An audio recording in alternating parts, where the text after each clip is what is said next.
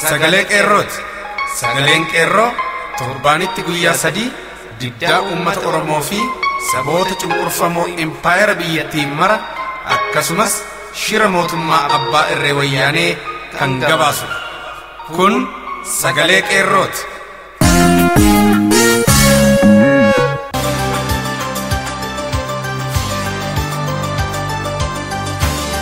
Sadasa digdamija bara 2015 harka fuunee akkam jirtu dhaggeeffattoota sagalee qeerroo mormii master plaanii Finfinnee fi gaaffii abbaa biyyummaa ilaalchisee fincilli diddaa gabrummaa guutuu Oromiyaa keessatti qabatee gara fincila uummataa waliigalaatti tarkaanfachaa jira. Oromoon irree gootummaa isaa wayyaanetti agarsiisaa jira. Guutummaan oduu keenya har'aas kanuma irratti xiyyeeffata. Jaalle Biiftuu Galmoo guutummaa gabaasa kanaa nu dhageessifti. Jaal tokkicha murteessaas ibsa adda bilisummaa Oromoo irraa bahe qabateera. Haala Oromiyaan keessa jirtu isiniif himna soonaan hanga xumura qophii keenyaatti nu hordofaa jenna.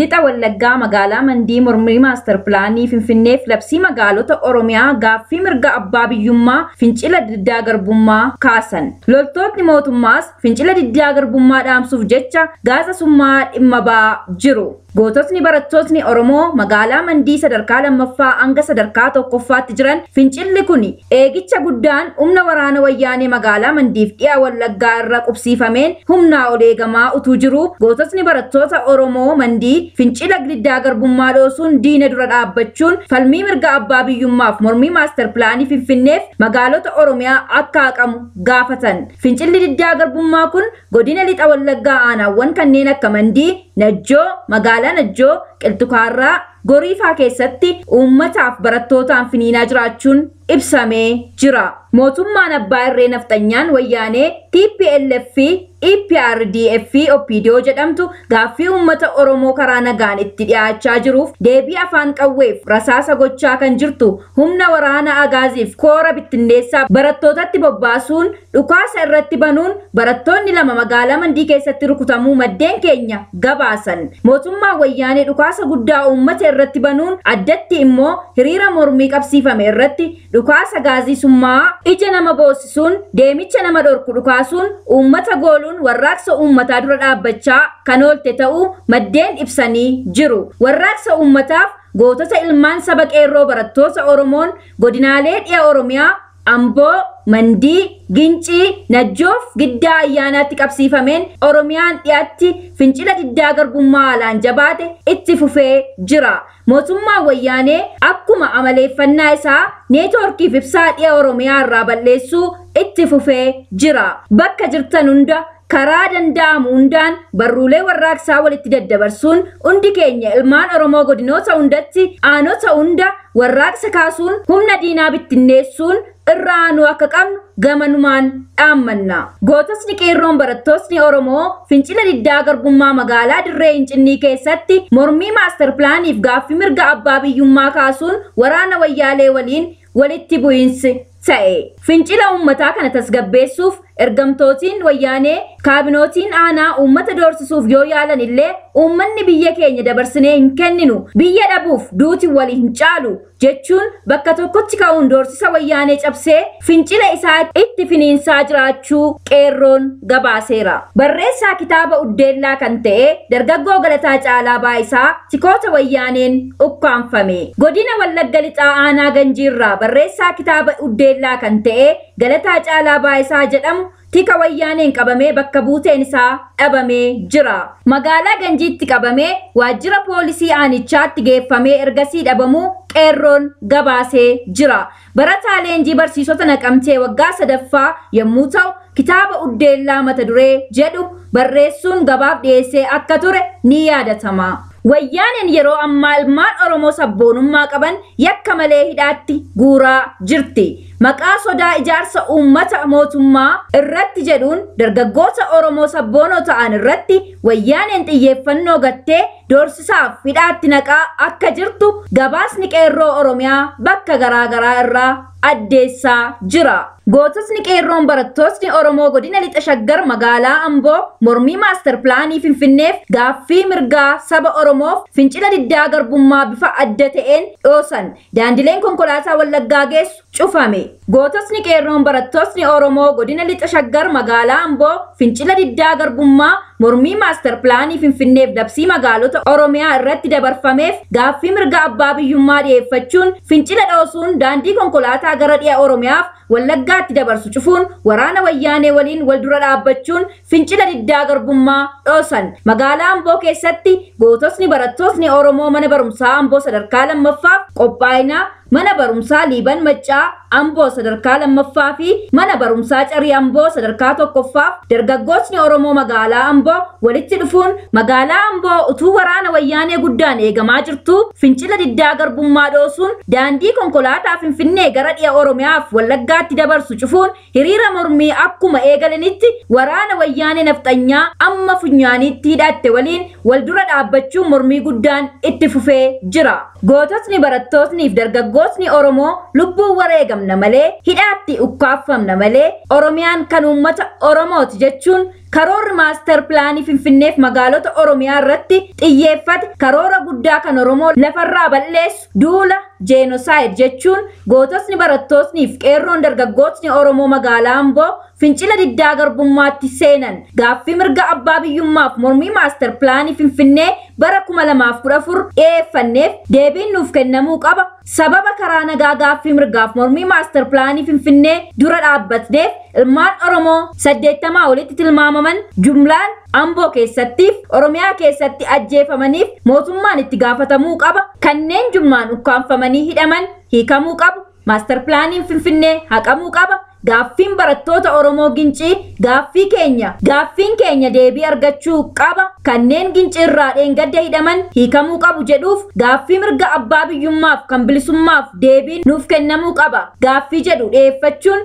goototni qeerroon barattootni Oromoo fincila dhoosan. Yeroo ammaa kanatti daandiin konkolaataa Finfinnee gara dhiya Oromiyaatti dabarsuuf Wallaggaatti geessu magaalaa Amboo keessatti yeroof cufamee jira. Waraanni wayyaanee hiriira mormii dargaggoota barattoota Oromoo dura dhaabbachuuf daandii cufuun hiriiruun gaazii summaa barattoota irratti dhukaasuu eegalan sochiin mormii warraaqsaa kun itti fufee jira. Dhuma irratti godinaalee dhiya Oromiyaa humna waraana wayyaanee poolisii federaalaan eegamaa jirti. Mooraa Yuunivarsiitii Jimmaa humna waraana magaalaa Jimmaa keessa buufatee jiruun addatti eegamaa jira. Godinaaleen dhiya Oromiyaaf dhaabbileen barnoota olaanoo godinicha keessatti argaman humna waraana wayyaaneen eegamaa jiru. Mootummaan wayyaanee yaaddoof sodaa guddaa barattootni Oromoo uummata dabalachuun hiriira mormii maaster pilaanii Finfinnee nurrattiif magaalota Oromiyaa narratti kaachisuuf jechuun raafama guddaa keessa galuun yakka ulfaataa uummata Oromoo irratti raawwachaa jiru jabeessuun waraana isaa uummataaf barattoota Oromoo irra qubsiisuun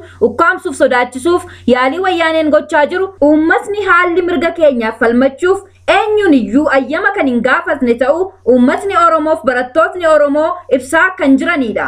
Haaluma kana irraa ka'uun waraanni wayyaanee dhaabbilee barnoota dhiya Oromiyaa keessatti argamuuf magaalota dhiya Oromiyaa kanneen akka Yuunivarsiitii Amboof magaalaa Amboo, Gudar, Geedoo, Baakkoo, Yuunivarsiitii Wallaggaaf magaalaa Naqamtee, Yuunivarsiitii Jimmaaf magaalaa Jimmaa, Yuunivarsiitii Mattuuf magaalaa Mattuu fi Baddellee, Yuunivarsiitii Gimbiif magaalaa Dambidolloo, magaalaa Shaambuu, Fincaa'aa, Yuunivarsiitii Walisoof magaalaa Walisoo, magaalota naannawaa Finfinnee, Sabbataa, Buraayyuu, Hoolataa, Gincii, Sulultaa, Sandaafaa, Lagaxaafoo, Lagadaadhii dabalatee magaalawwan Oromiyaa fi dhaabbileen barnoota Oromiyaa keessa jiran manneen barnootaa sadarkaa lammaffaa iyyuu dabalatee humna poolisaaf basaasa wayyaaneen eegicha guddaan godhamaa jira. Uummatniif dargaggootni Oromoo bakka hundattuu mootummaa wayyaanee Oromiyaa diiguuf Oromoo balleessuuf karoorfate dura dhaabbachuun fincila diddaa garbummaa itti kaachisuun falmachuuf qophii ta'uu dhaamsa waliif dabarsaa jiraachuun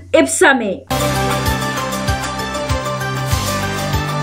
Olola dharaa oomishee facaasuu fi uummata shororkeessuudhaan umurii bittaa isaa dheereffachuuf dhama'uun mootummaa wayyaaneetiif aadaa ta'e ibsa adda bilisummaa Oromoo irraa kenname.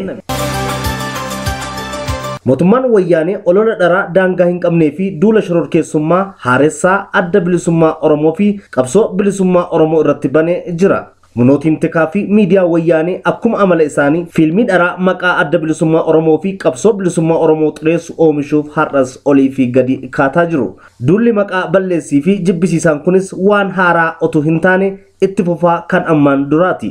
Gama biraanis humnootiin tikaa wayyaanee maqaa miseensota adda bilisummaa Oromoo fi shororkeessitoota jedhuun wayita ammaa ilmaan Oromoo nagaa biyya keessaa fi biyyoota ollaatti ukkaamsanii garii mana hidhaatti guuruu kaan immoo ajjeesuu fi gara dabarsuun muddama uumuuf asii fi achi fiigaa jiru. Kijibni wayyaanotaa fi fakkaatotni isaanii adda bilisummaa Oromoo fi waliigala qabsoo Oromoo irratti tarrisan adda bilisummaa Oromoon dhiphoodha, shororkeessituudha, hoogganni adda bilisummaa Oromoo nama ajjeesa, nama qala, adda bilisummaa Oromoon ergama alagaati, qabsoo Oromoo ummatootaa kaan balleessuuf adeemaa fi kan kana fakkaatan kan jedhu olola hundee hin qabne odeessaa jiru. Olola fokkisaa gamtoota saba fedhii dhuunfaa guuttachuuf jecha dantaa saba ofii balaa irra buusuuf luffisan keessaan oofuudhaan tokkummaa uummata Oromoo diiguu fi qabsoo bilisummaa Oromoo balleessuuf bara baraan ama'u. Miidiyaa of harkaa qaban kan akka dhaabbata raadiyoo fi televiziyoona Itoophiyaa, gaazexoota mootummaa, raadiyoon afaanaa, marsariitii isaanii kan akka Aigaa Forum, Tigraay Online, Waarkaa, Mana Paaltok, akkasumas YouTube, Gadaa TV fi kan kana fakkaatutti gargaaramanii summii diinummaa isaanii Oromootti facaasuuf aara galfii dhabaa jiru. Akeekni olola wayyaanee inni guddaan bara baraan uummata Oromoo gandaa fi gosaan walirratti kakaasee tokkummaa isaa laaffisuu fi qabsoo bilisummaa Oromoo dhaabsisuu akka ta'e amma kan hin hubanne jira hin fakkaatu. Fedhiin isaa duula qoor-qalbii uummata Oromoo irratti oofuudhaan akka uummatichi boquu gadi qabatee sirna saamichaa fi hacuuccaa isaa ameen jedhee jalatti bulu taasisuuf uummaticha shororkeessuudha. Shororkaa uumee ittiin uummata sodaachisa, doorsisa. Addatti ammoo yeroo ammaa uummatni Oromoo wayyaanee irratti tokkummaa isaa jabeeffatee sochii cimaa bifa garaa garaatiin gochaa jiru irraa rifaatuu guddaa keessa waan seeneef olola kana haaromfate. Kana malees uummata Oromoo fi uummatoota cunqurfamoo kan biroo gidduutti shakkii uumuun akka waliif hin tumsine taasisuuf tattaafata. Mootummaan farra uummataa kun shakkii fi sodaa uummatoota gidduutti uumuun imaammata qoqqoodanii bituu akka hordofu ifaadha. Uummatoota cunqurfamoo walitti diree dhiiga wal angalaasisaa ofii nagaadhaan gidduutti jiraachuun imaammata wayyaanee dhaabbataadha. Mootummaan wayyaanee duula olola adda bilisummaa Oromoo fi qabsoo bilisummaa Oromoo irratti oofutti dabalee maqaa miseensota adda bilisummaa Oromoo shororkeessitootaa fi kan kana fakkaatan itti maxxansuun lammiiwwan Oromoo mana hidhaatti guura. Lammiiwwan Oromoo nagaa mana hidhaa keessatti dararee beelaa fi dhukkubaan akka du'an taasisa. Mootummaa nama ajjeesee qaanii tokko malee of ajjeese jedhudha. Namoota miseensota adda bilisummaa Oromooti jedhu shororkeessummaan yakkee mana murtii federaalaa ofii itti ajajutti dhiyeessee murtii jal'aa itti dabarsa. Sababa bilisummaa saba ofiif falmatan qofaaf yakka tokkoon maleetti hidhaa umrii guutuu fi du'aan adabuun mootummaa dabaa fi cubbuu guddaa uummata Oromoo fi kanneen biroo irrattis raawwataa jirudha. Mootummaan wayyaanee shororkeessaan sabboontota Oromoo mirga Oromoof falman bakka argametti akka ajjeefaman maqaa isaanii tarrisee facaasaa akka jirus ragaa waliin ifa bahee jira. Duula Oromoo bara baraan shororkeessuu bal'inaan itti fufee jira. Kana malees humnootiin tikaa wayyaanee baqattoota Oromoo sirna isaa jalaa baqatanii biyya ollaa keessa jiraatan adamsanii ukkaamsuu fi ukkaamsisiisuu irratti argamu. Obbo Dabbasaa Guyyoo Safaroo jaarsi umriin waggaa 80 fulbaana 27 bara 2015 Naayiroobii keessaa ukkaanfamanii hanga ammaa achi buuteen isaanii hin baramne. Akkasumas baqattoonni Oromoo maqaan tarrifamee garii walta'insa humnoota tikaa wayyaanee fi poolisota Keeniyaatiin Naayiroobii fi bakkoota birootti guuramanii maqaa gooltummaatiin mana hidhaa biyya ormaa keessatti dararamaa jiru. Akka kanaan dalagaan galtummaan mootummaa wayyaaneetiin raawwatamuu daangaa biyyaa fi biyyoota ollaa irraa utaalee sadarkaa idil addunyaatti tarkaanfateera. Wayyaaneen soba ija baasee fi olola dharaa oofuudhaan umurii bittaa ofii dheereffachuuf dhama. Soba tarrisuun soba dhugaa fakkeessuu fi uummatoota gidduutti shakkii fi sodaa uumuun aangoo irra of tursuuf tattaafata. Kun tooftaa dhaabbataa fi dulloomaa murni kun kanatu nabaasa kana malee jiraachuu hin danda'u jedhee waggoota 24f itti gargaarame ittis gargaaramaa jira.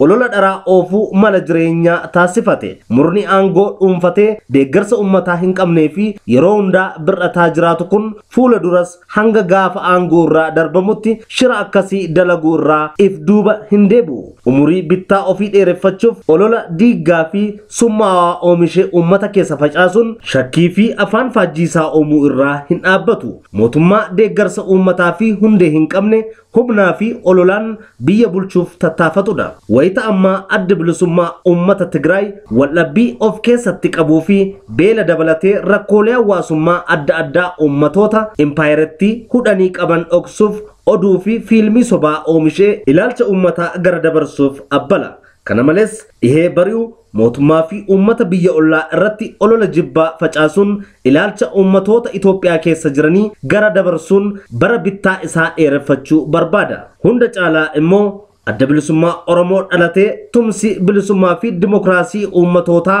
dhaabotiin uummatoota cunqurfamoo 5 dhiheenya ijaaran mootummaa wayyaanee yaaddoo keessa buusee jira. Kanaaf waan qabuu fi gadi dhiisuu isaa wallaalchisee akka saree maraatu olii fi gadi kaachuun keessaahu uummata Oromoo unkuruu irratti fuulleffate. Adda bilisummaa Oromoo fi uummata Oromoo irratti olola dharaa kan maqaa balleessii oofee bulguu fakkeessuudhaan uummatoota biroo fi hawaasa addunyaa duratti dhiyeessuuf tattaafata. Haa ta'u malee uummata Oromoos ta'e ummatootni cunqurfamoon impaayeratti keessa jiran olola dharaa fi tooftaa dulloomaa wayyaanee kanaaf gurra kennaa hin jiran. Ummatootni impaayeratti mootummaan wayyaanee mootummaa uummata sobuu fi sobaan jiraatu ta'uu erga itti dammaqanii tureera. Mootummaa osoo uummatni beela'uu quufatu jira. Dinagdee biyyaa dachaan guddisnee jirra jedhuu fi kijibaan jiraatu ta'uu hundatu beeka. Mootummaa mirga dhala namaa garaa jabinaan dhiitaa bilisummaa namtokkee fi saba irraa ajjataa sirna dimokiraasiin ijaare naafaarsaa jedhee ija dhiibee uummatoota nin bulcha jedhuu fi hawaasa addunyaa sobudha. Haa ta'u yeroo itti uummatatti hurrii maranii bulchuun danda'amu miti. Yeroo itti dammaqinsi uummataa fi guddinni teknooloojii beeksisaas guddate akkasii keessa miidiyaadhaan uummata sobuu yaaluun of gowwoomsuudha. Akkasumas uummatootni impaayeratti keessaahu uummatni Oromoo har'a ololaa fi tarkaanfii shororkeessummaa mootummaa wayyaanee fi lukkeelee isaaf jilbeenfataa hin jiran. Hidhaa fi ajjechaan qabsoo keenya hin dhaabu. Warri har'a karaa baay'ee nutti duulaa jiran boru karaa itti dhugaa fi olaantummaa uummataa jalaa bahan tokko illee hin qabaatan jechuudhaan hamilee fi murannoodhaan diina hanga funyaanitti hidhatee dura dhaabbataa jiru. Dhuma irratti injifannoon kan uummataa akka ta'us shakkiin hin jiru. Injifannoo uummata Oromoof adda bilisummaa Oromoo qeerroo bilisummaa Oromiyaa.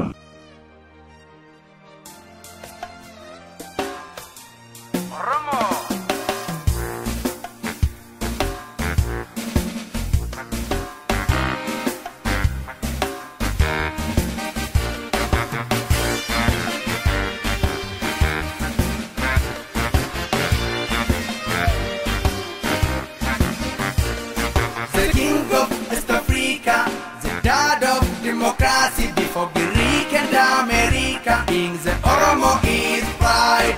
The nation and the white in all on every side. In all on every side.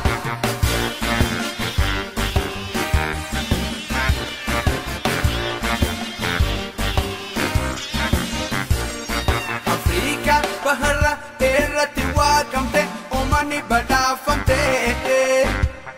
Saba tasgaba burkana Kenya adda demokrasi karoma adunya Afa American maka mokafane sirna demokrasi sirna gadambula ekasi isarbamne Saba mamagala iti kasoratu Rana fi Barrington kan anan unatu Oromo suma amati garoma Salanya igorona olana suma The king of West Africa The dad of democracy before Greek and America Kings and Oromo is pride The nation and the white in all on every side In all on every side The king of West Africa